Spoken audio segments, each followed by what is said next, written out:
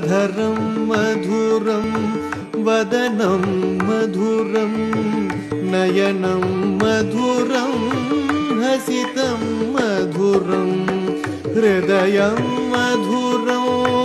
गमनं मधुरं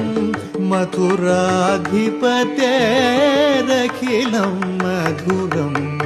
वचनं मधुरं चरितं मधुरं वसनं मधुरं वलितं मधुरं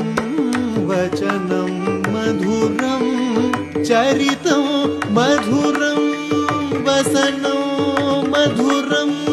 वलितं मधुरं चलितं